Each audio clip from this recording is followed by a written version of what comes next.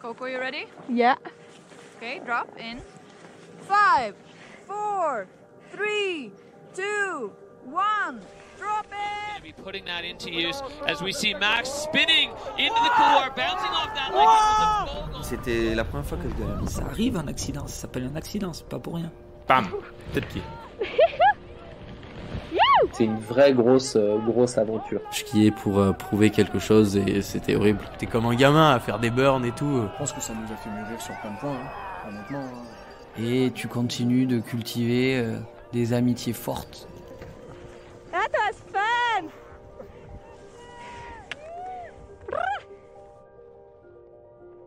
Vous écoutez Coup de Poudre, le podcast qui parle ski par Skieur Magazine. Prêt à suivre les aventures de vos skieurs et skieuses préférés? Coup de Poudre saison 3, c'est tout de suite. Épisode 1, Jérémy Bernard et l'épopée au Kirghizistan.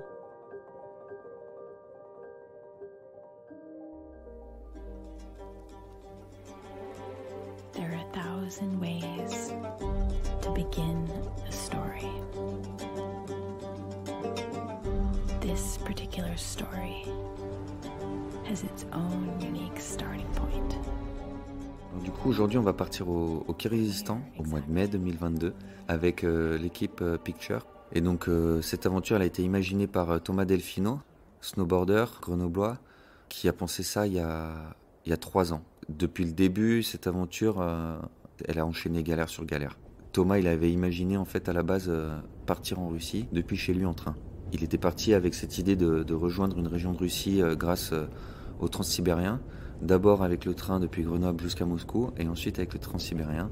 Et puis petit à petit, ce projet qui était un projet entre amis s'est transformé à devenir une aventure suivie par une marque et pour faire un film d'aventure. Et donc on devait partir en Russie. Ça fait 3 ans qu'il travaillait dessus et puis tout a été annulé au fur et à mesure parce que la première année il y a eu le Covid, la deuxième année il y a eu le Covid. Et puis cette année, au mois de janvier, j'étais le dernier à rentrer dans l'aventure parce que en 3 ans, l'équipe avait changé et moi ils m'ont fait rentrer et puis on devait partir en Russie. Et puis 1 mois après, il y a eu la guerre en Ukraine.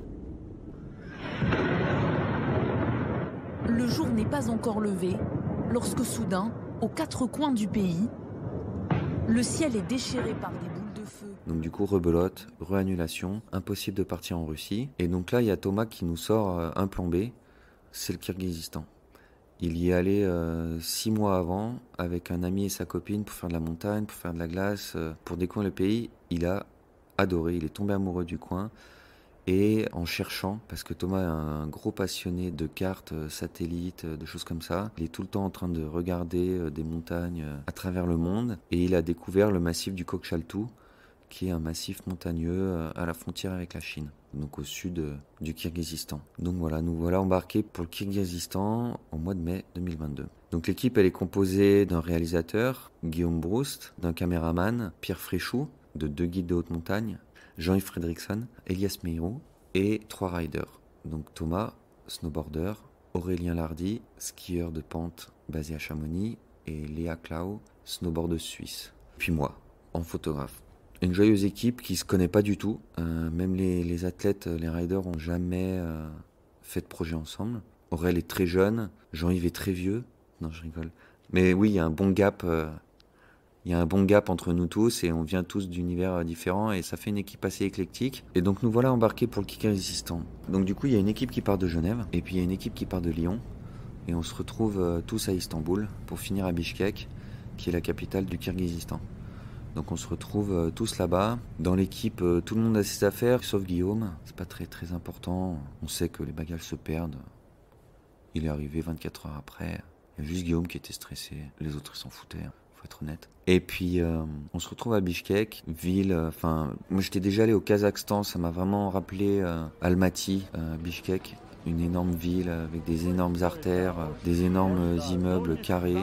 C'est très varié entre les malls modernes et faits pour les riches et à côté les marchés à ciel ouvert faits pour les autochtones de la ville, quoi. C'est vraiment très varié, très exotique quand même de se retrouver dans une ville, dans un pays de l'ex-URSS. Les gens sont typés entre la Russie et l'Asie, quoi. C'est vraiment un mélange de cultures qui ont fait des gens très jolis et très typés. Donc c'est assez caractéristique. Mais voilà, donc on est toute notre petite équipe à Bichkek. On fait nos courses, on récupère les dernières affaires qui nous manquent en termes de nourriture, en termes de matériel. On va chercher le gaz parce que le gaz on peut pas voyager avec. Puis on va à l'agence qui organise notre expédition, l'agence qui a organisé notre rentrée dans la vallée du Kokchaltou. On est à l'agence, on charge le camion, tout le monde est super excité. On se retrouve devant un Kamaz qui est un poids lourd 6.6 russe. C'est un espèce de char d'assaut, tank. Passe-partout, bien vieux, bien rouillé, pas très confortable, mais on se dit qu'on ira de partout avec ce truc. On part très vite, Thomas est super impatient. On a vraiment envie de commencer l'aventure. Pour lui, rester à la ville, ça n'a aucun intérêt. Il faut y aller, quoi. Et donc là, on part le matin et on sait qu'on a 24 heures sur les routes classique de Kirghizistan. Et puis dans 24 heures, on attaquera à rentrer dans la vallée et on remontera jusque le point GPS qu'on avait imaginé avec l'agence et notre chauffeur. Donc jusqu'ici, tout va bien. On prend le camion, on est super excités. Les paysages sont grandioses. C'est très sec, très aride. Moi, j'ai l'impression de retrouver les paysages de l'Iran avec des espèces de montagnes, des collines de terre rouge qui se forment en espèces de spines, d'arêtes. Ouais, c'est un mélange de désert et de plateaux et de hautes montagnes. C'est très beau. On passe déjà des cols à 3000, goudronnés. C'est assez impressionnant. Et puis, très vite, le lendemain, on s'enfonce dans cette vallée. Et là, on sait qu'à partir de ce moment-là, on n'aura plus du tout de contact avec le monde, si ce n'est nos téléphones satellites et les InReach ou les bornes GPS pour envoyer des textos, des choses comme ça, pour donner des nouvelles. J'ai oublié de mentionner, du coup, c'est vrai que ma femme était enceinte. Le jour de mon départ, elle rentrait dans le 8e mois. Et du coup, c'était un petit peu stressant. Je ne savais pas vraiment comment j'allais réagir à la laisser pendant plus d'un mois toute seule. 2 jours après mon départ, elle avait l'échographie, la dernière écho avant accouchement. Et puis c'est vrai que j'avais réussi à l'avoir au téléphone. Et puis elle m'avait vachement rassuré. La sage-femme, enfin l'échographe, avait vraiment rassuré Nina sur le fait que le bébé s'était déjà retourné, il était prêt. Et puis son col était très fermé. Il n'y avait aucun signe d'arrivée du bébé là dans les semaines, enfin dans les jours. On ne sait pas, mais en tout cas pour elle, il n'y avait pas de signe. Donc ça m'avait bien rassuré. Mais ça faisait toujours un peu bizarre quand même de se dire, bon tiens. Mais il y avait quand même Guillaume qui venait d'avoir un petit aussi, son 3e, qui avait 2 mois ou 3 mois. Donc lui, il était aussi dans une situation quand même... Mais avec toutes les péripéties de programmation de ce voyage, en fait, personne n'avait imaginé partir dans ces conditions-là, quoi. Guillaume, il devait partir il y a 3 ans. Il en avait 2, mais des grands. Il devait pas avoir un 3e qui était là et qui était tout neuf, tout frais, sorti 2 mois avant.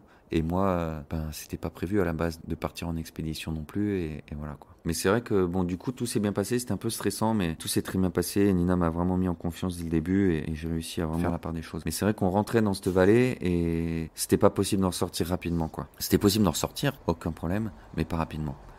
Donc du coup on s'enfonce dans cette vallée, c'est pas très long en kilomètres, ça faisait la piste, je pense qu'on a dû remonter une centaine de kilomètres de piste, mais c'était une piste, plus on s'est enfoncé en fait et plus on s'est rendu compte que ça allait devenir compliqué. En fait chaque passage de guet était défoncé par la fonte, par la neige de l'hiver qui était passée.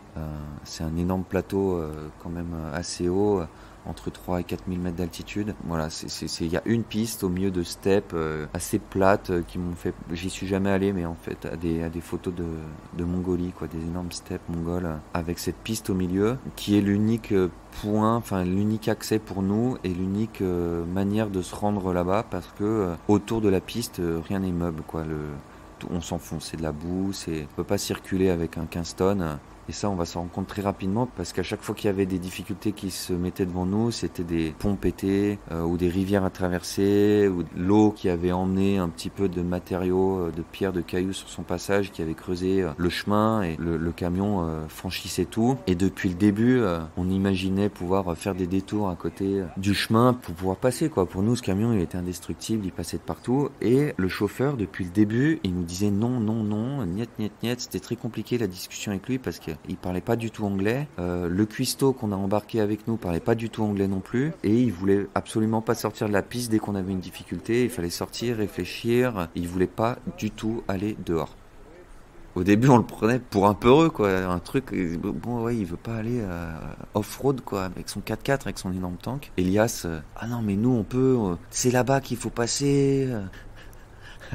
oui, les jeeps au Pakistan, les jeeps, machin, ça passe de partout, ça c'est un tank, c'est un char d'assaut, ça doit aller. Puis on voulait vraiment le faire sortir de la piste, quoi. Et en fait, jusqu'au surlendemain, le deuxième jour de camion, où là on se retrouve devant une difficulté majeure, la route est coupée en deux, il y a un trou de 2 mètres de profond, et on peut pas passer. On peut pas creuser, on peut pas faire un pont, on n'a rien, on n'a pas de matériel pour passer. Donc là, on avait vu déjà avant qu'on faisait des longues marches arrière, des marches avant, il cherche son passage, c'était pas un long fleuve tranquille, quoi, cette montée, c'était pas... Et là, par contre, c'est vraiment l'impasse. Donc là, rebelote, on pousse pour que le camion puisse aller de côté, parce que nous, on se dit, bon, si on va, c'est tout plat, il y a des petites collines, mais le camion, il va passer, quoi, je veux dire. Et depuis le début, il nous dit non, et il continue à dire non. Donc là, je pense que c'était pour nous montrer pourquoi il disait non. Et puis, il a voulu nous montrer, il a voulu aller en dehors de la piste avec son camion pour franchir ce trou, le contourner par la gauche, à fleur d'un lac. Et là, il a à peine mis une roue. Il voulait passer à moitié dans le lac, c'était complètement ahurissant. On s'est dit, mais il est complètement de côté, quoi. Je sais pas combien était la pente, mais on s'est dit, mais il va se retourner, quoi. Et à peine il a avancé, il s'est tanké. Roue avant, bloqué à moitié dans le lac. Et là, ça bougeait plus. Le truc, il bouge plus. Et là, on avait le camion 15 tonnes. Eux, ils sont jamais excités, ils sont jamais énervés. C'est juste nous, on savait pas quoi faire et il a fallu sortir là les pelles à neige et tout ça pour balancer la boue de côté, essayer de ramener des pierres pour faire des calages, des trucs. Et on est sorti assez rapidement. Et là, Elias, il continuait son truc. C'est pas de ta faute, Elias, hein, je suis désolé.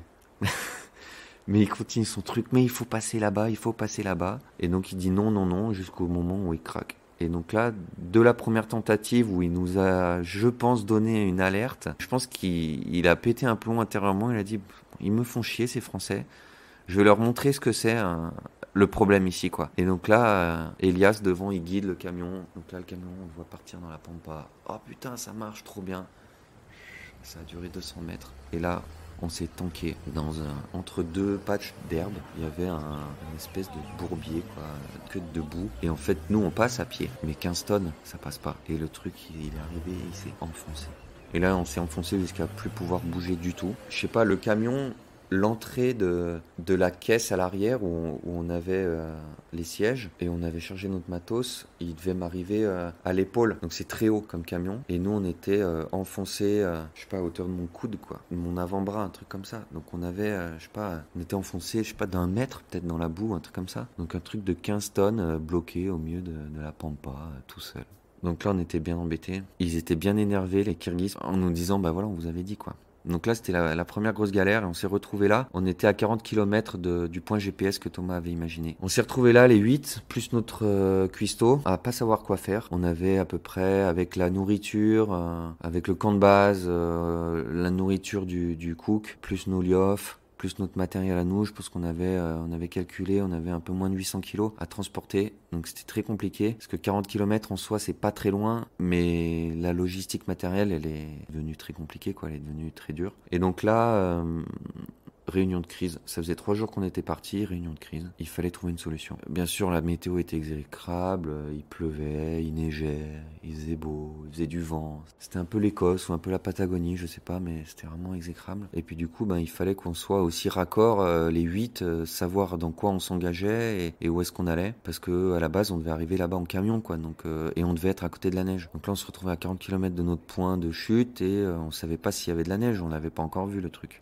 Par chance, on a réussi à retourner au dernier checkpoint militaire qui était 8 km plus bas que notre point où on était bloqué. Et Jean-Yves avec Thomas et Elias sont allés négocier des chevaux. Et ils avaient 5 chevaux à dispo. Et c'était pas trop chaud de nous aider parce que c'est les militaires et parce que ils sont pas censés aider les civils pour leur plaisir, quoi, pour aller skier des montagnes au fin fond du truc. Et puis en discutant, on a réussi, ils sont venus nous voir, ils ont vu qu'on était quand même dans la galère.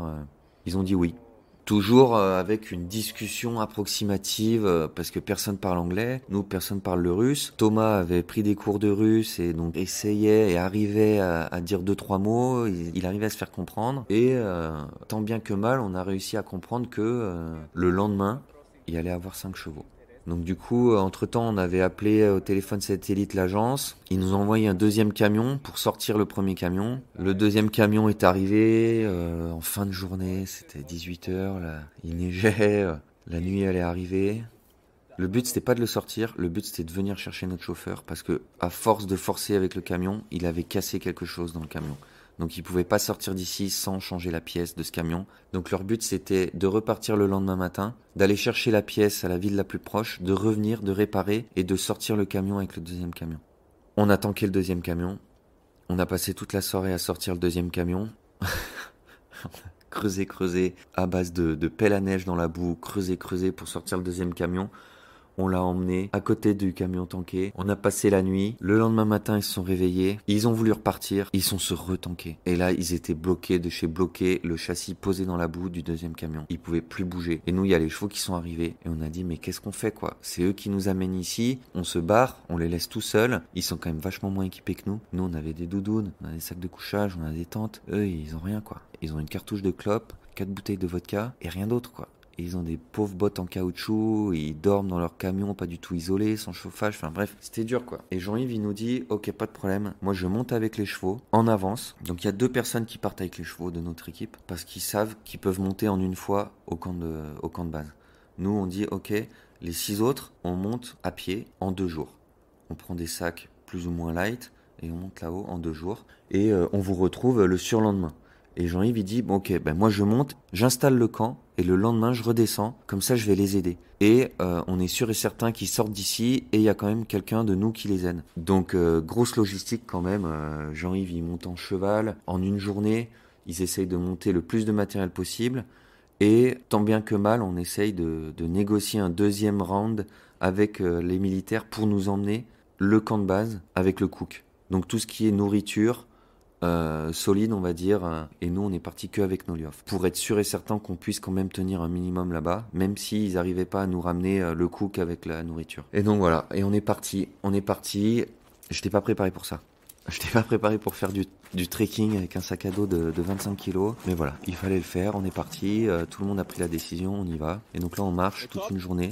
Par chance, grand ciel bleu, il fait beau, il fait chaud, c'est cool, on marche, du coup on est 6, on rigole bien, c'est le début, voilà, on a quitté notre galère de camion, et puis on sait qu'on va arriver à marcher, je veux dire, c'était assez sympa, parce qu'au final c'était un univers super safe, quoi, on était sur cette piste 4x4, sans neige, voilà quoi, hein, on marche, là-bas il y a personne, il n'y a pas de bêtes sauvages dangereuses, il n'y a pas de chasseurs ou de militaires bloqués ou de je sais pas quoi, enfin on était vraiment, il n'y a pas d'avalanche, il n'y a pas de zone glaciaire, on est en totale sécurité quoi, donc on fait un trek entre copains et on avance, on monte, c'est cool.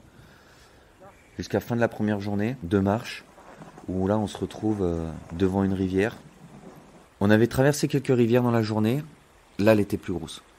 C'était fin de journée, il avait fait beau, il avait fait chaud, la fonte avait bien fait son travail, la rivière était grosse. 50 mètres plus bas, il y avait encore la glace, donc une espèce de banquise quoi, qui recouvrait la rivière. Donc là si tu tombes, tu files dans la rivière, tu passes dessous, c'est fini quoi. Elias il se déshabille, je le vois traverser, il manque de tomber, il en a jusqu'en dessous du caleçon. Elias c'est quand même c'est quelqu'un de très doux et t'as envie de le câliner, il est très tactile, quand tu le vois à la maison, c'est quelqu'un ouais, de très attachant et très doux, mais en aventure, en expédition, c'est un espèce d'ours qui recule devant rien, et moi à côté, je fais pas le poids, quoi. Je suis pas comme ça. Ils traversent, Aurel le suit, ils posent leurs affaires de l'autre côté, ils reviennent, il est, je sais pas, 18h passées, on est à 3005, même s'il a fait beau et chaud la journée, ça commence à cailler, quoi. Ils sont tout grelottants à côté de moi, ils sont là, ils se caillent le cul. Ils disent faut traverser. Je leur dis mais non, moi je traverse pas là. Vous êtes ouf, je traverse pas quoi, c'est trop dangereux, j'ai un sac beaucoup trop lourd, je vais jamais y arriver. L'eau elle est marron, on voit pas où on met les pieds, c'est pas possible. Et surtout qu'avant je lui ai dit attends avant de traverser, on va essayer de trouver une solution en amont, en aval, peu importe de la rivière, mais on va essayer quoi. On a très peu cherché, moi j'ai continué à chercher et lui bien en tête il a traversé. Et donc quand il revient, allez faut y aller et tout. Je dis non, moi je traverse pas là, je suis désolé. Et donc là, premier clash quoi. Là, d'un seul coup, tout reposait sur moi. L'eau, on voyait qu'elle montait parce que c'était la fin de la journée et franchement, ça montait quasiment à vue d'œil. Il me dit, mais là, faut traverser, c'est maintenant. Si on traverse pas, on fait quoi? On appelle les autres, l'expé est terminé. On les rapatrie ici, c'est fini. Et là, en 3 minutes, toute l'expé reposait sur mes épaules. Et moi, j'étais là, non, mais attends, mais vous êtes, t'es ouf, quoi. Tu peux pas me faire ça. Je veux dire, calme-toi, faut trouver une solution. Mais moi, non, c'est sûr et certain, je traverse pas là. Donc là, on s'engueule. Guigui et Pierre, ils étaient avec moi. Ils avaient pas dit qu'ils traversaient pas, mais ils emmenaient pas large non plus, quoi. Après, moi, je suis de tempérament à dire les choses. Quand un Pierre, par exemple, lui, il en pense peut-être pas moins, mais il dira jamais rien. Lui, c'est une machine, quoi. Il se met sur mute et même si il est en train de ruminer tout ce qu'il a, il ne dit rien et il suit, quoi. C'est assez impressionnant. Alors que moi, je dis les choses, quoi, direct. Et là, gros coup de chance, les chevaux reviennent à ce moment-là. Et donc, on leur demande de nous faire traverser la rivière et ils acceptent. Donc, ils nous mettent de l'autre côté. Et puis après, moi, j'étais là, mais putain, c'est vrai que cette expédition, pour moi, elle était difficile à se mettre en route parce que y avait ma femme qui était enceinte à la maison. Tu te poses quand même beaucoup de questions. Là, on commençait à s'enfoncer, les galères, de l'organisation pour la Russie, jusque les camions, tu te dis, putain, il y a quand même pas mal de choses qui se mettent en travers. Tu vas traverser cette rivière, tu vas revenir dans 5 semaines. La fonte, elle sera encore plus grosse. Qu'est-ce qui se passe si la rivière, elle a encore augmenté? Les chevaux, ils avaient pas prévu de venir nous chercher parce qu'on partait là-bas, mais on savait pas comment on allait rentrer. On avait tout notre matos qui montait là-haut, mais on savait pas comment on allait redescendre. On a planté les tentes de l'autre côté de la rivière. On a dit, allez, hop, on avait fait 21 ou 22 km, je crois. On se repose, on dort et on part demain matin. Voilà, je parlais plus à Elias me parlait plus. Le lendemain matin, on dit, bon, on va regarder la rivière quand même. Et putain, le lendemain matin, la rivière, il y avait 20 cm d'eau dedans. L'eau, elle était claire. Elle était toujours aussi froide. J'étais là, tu vois, Elias, putain, hier, on s'est précipité. Et en fait, c'est vrai qu'on a été un peu bête parce Elias, il voulait pousser. Moi, je voulais pas traverser. Et au final, si on avait réfléchi un peu, on aurait pu imaginer, avec l'expérience, se dire, ok, demain matin, il va faire froid cette nuit. La fonte, elle diminue la nuit et on sait que les rivières, normalement en montagne, comme sur les glaciers, toutes ces rivières de fonte, des trucs, ça diminue. Et on aurait pu se dire, attends, on se calme et on traverse demain matin. Bref, on est arrivé du coup le lendemain, on a continué, on s'est réveillé sous la neige et là on a commencé à être haut et on languissait déjà le camp de base et de retrouver Thomas et Jean-Yves qui était monté là-haut. Et donc voilà, on continue notre marche, on est une 20aine de kilomètres le lendemain, on arrive dans la neige. Là ça devient un peu moins drôle parce qu'à des moments ça porte, à des moments ça porte pas. Donc on s'enfonce jusqu'aux genoux, chacun marche de son côté, on est tous un peu éparpillés sur plusieurs centaines de mètres sur le chemin. Jusqu'au moment où finalement on arrive à voir le camp de base que Jean-Yves et Thomas avaient monté. Magnifique, c'était trop beau, il avait neigé, il faisait beau. On est arrivé pour le coucher de soleil, il faisait beau, c'était trop bien. Et là on se pose et puis on se dit, bon maintenant qu'est-ce qu'on fait? Elles sont loin les montagnes. Là on n'était pas encore arrivé, on n'était pas du tout au point où Thomas avait voulu aller. Mais on pouvait pas aller plus loin, les chevaux ils n'arrivaient plus à avancer le jour d'avant. Ils s'enfonçaient dans la boue, ils pouvaient plus avancer. Et vu qu'il y avait plein d'inconnus, on s'est dit, Thomas et Jean-Yves ils se sont dit, on peut pas pousser notre camp plus loin. Si on pousse notre camp plus loin, déjà qu'on sait pas comment on va rentrer, les chevaux ils ont galéré à l'aller. On ne sait pas ce qui va se passer, on ne sait pas. Donc du coup, on a fait un camp de base un peu plus proche. Et là, on a réalisé qu'on était à 15 km de la neige, du bas du glacier où on voulait aller skier. Qu'il y avait une rivière juste sous notre camp qui était grosse.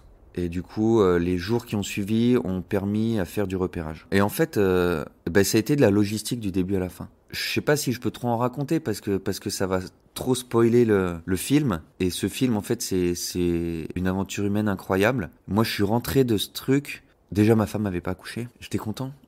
Et je me suis dit, putain, mais c'est quoi une expédition? Ça veut dire quoi? À quoi bon? Depuis le jour 1, quand même, ça a été compliqué.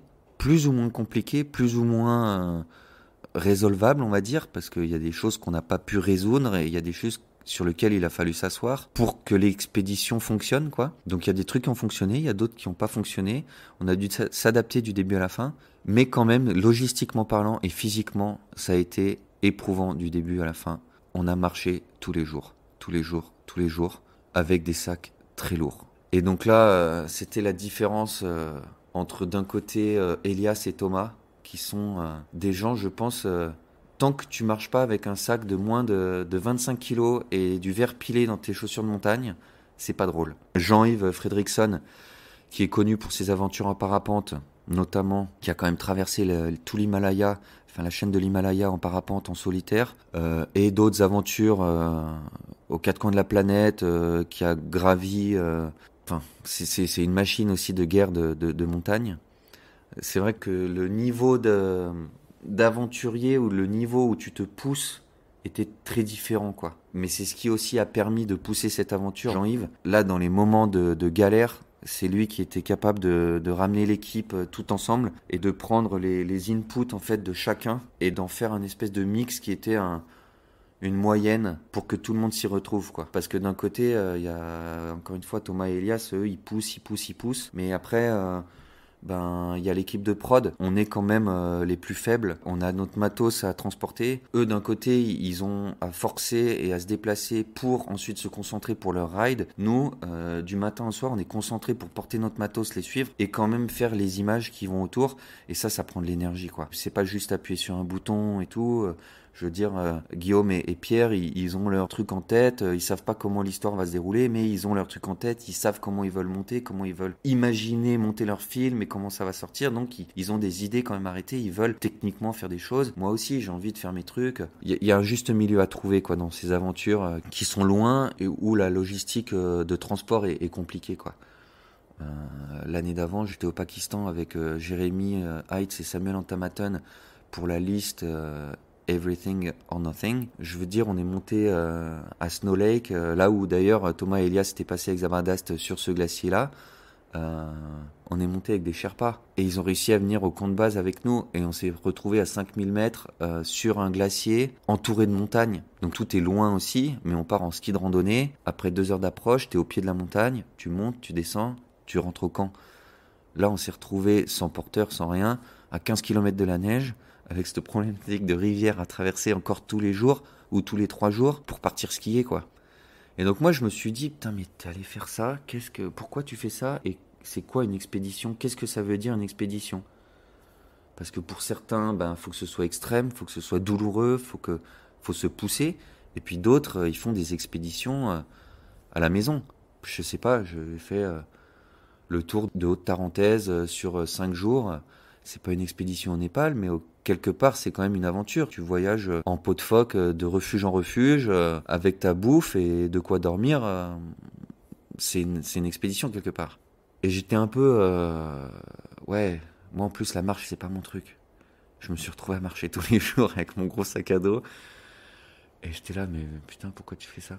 Et en fait, du coup, il y a eu l'accouchement. Quand je suis rentré, j'avais vraiment envie de me focaliser sur ma famille, sur le dernier mois avec Nina. Donc j'ai vraiment laissé le Kirghizistan de côté. Après, il y a la petite qui est arrivée. Donc pareil, j'ai pas remis les pieds. Et là, j'ai commencé à remettre les pieds dans les photos fin août. Et en fait, c'était fantastique. Ça m'a permis de refaire le voyage. Et ça m'a permis... je suis rentré un peu frustré de mes images. Parce que forcément, tout était compliqué. Et donc tout était pas aussi beau que ce qu'on avait imaginé. Parce que notre camp de base, il était entre boue et neige, tu vois, suivant la journée. Et puis on allait en montagne.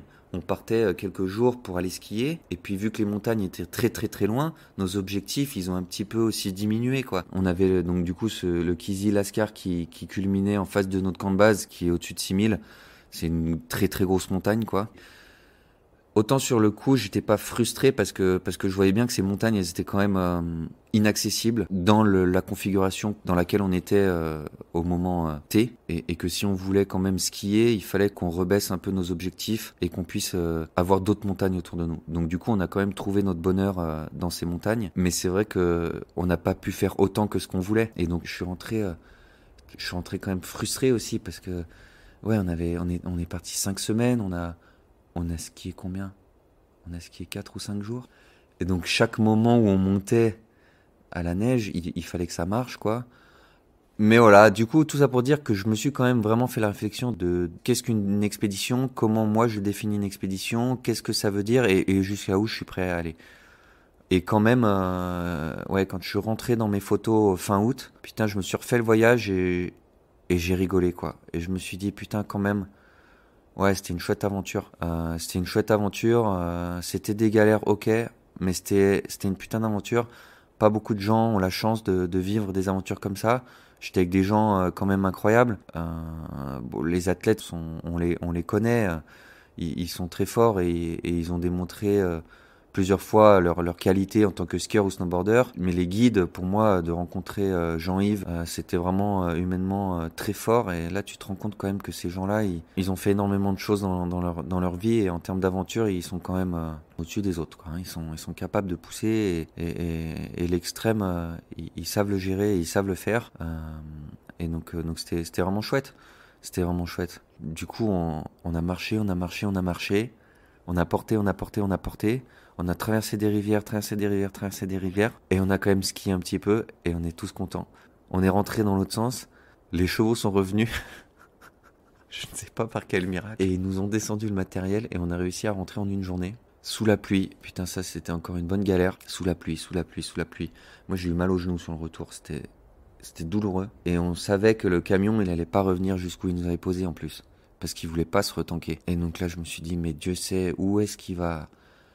S'il est resté à la base militaire, c'est à 47 km, quoi. S'il est monté un petit peu plus, ce serait bien. Et là, je sais pas, ça a fait comme dans les films, je sais pas comment tu décris, mais j'en pouvais plus. J'avais extrêmement mal aux genoux, j'étais sous la pluie, j'étais trempé. Et on a passé une butte, et là, j'ai vu le camion. Et il y avait Guillaume et Pierre derrière moi. Et je leur ai dit, putain les gars, il y a le camion. Je pense qu'ils pensaient que je leur faisais une blague, quoi, tu vois. Un truc, ils y croyaient pas, quoi. C'était un peu, tu sais, comme un oasis ou un mirage, tu sais, que tu vois. Putain les gars, il y a le camion. Et là, on est arrivé au camion. Il y avait Thomas, Léa et Aurel qui étaient déjà arrivés, qui étaient en train de se faire des liofs à l'intérieur du camion. Et on était trempés, du coup, c'était de la buée de partout. Et il y avait notre chauffeur qui était là. Et on est reparti dans l'autre sens. Et on a encore bien profité derrière. On s'est fait une petite semaine de tourisme. Et voilà. Et donc, du coup, notre petite semaine dans les yourtes. Et ensuite, retour à Bishkek. Où là, nous, avec Guillaume, on a réussi à accélérer et on est parti 2 jours avant les autres pour retrouver nos familles respectives. Et on était contents de rentrer. Mais voilà, écoute, j'espère que ça va plaire. Je pense que là, l'aventure humaine a été grande, quoi. Ça a été vraiment humainement parlant. Je veux dire, l'aventure, elle est chouette. Je pense que Guillaume, c'est quelqu'un de très doué justement pour raconter ces histoires-là, pour raconter l'histoire des gens et ce qui s'est passé sur place. Après, le ski, c'est une formalité, quoi. Ça s'est passé. On a réussi à rentrer des images de ski qui sont très belles. On était dans un endroit magnifique. Même si on n'a pas skié toutes les pentes qu'on voulait, on a réussi à le faire. Et donc là, je pense que ça va être une belle aventure. Et je pense que dans 1 an, quand ça va arriver, il y aura aussi beaucoup de choses qui auront changé. On ne regardera pas je sais pas pour les autres, mais en tout cas, moi, je regarderai encore l'aventure d'un œil différent. Et ça va, je pense, tous nous mettre la larme à l'œil de regarder ce film. Merci d'avoir écouté Coup de Poudre, un podcast réalisé par Charlotte Barzac pour Skieur Magazine. Pour cet épisode, nous tenons à remercier Jérémy Bernard pour sa gentillesse et le temps qu'il nous a longuement consacré pour nous raconter son expédition avec Thomas Delfino et toute l'équipe Picture dans les montagnes reculées du Kirghizistan. Vous pouvez retrouver dès à présent le meilleur du ski dans nos magazines en kiosque, sur notre site skieur.com ou sur notre application smartphone. Enfin, pour ne rater aucun épisode du podcast, n'oubliez pas de vous abonner gratuitement à Coup de Poudre. Sur ce, on se retrouve au prochain épisode. C'était Coup de Poudre, un podcast Skieur Magazine.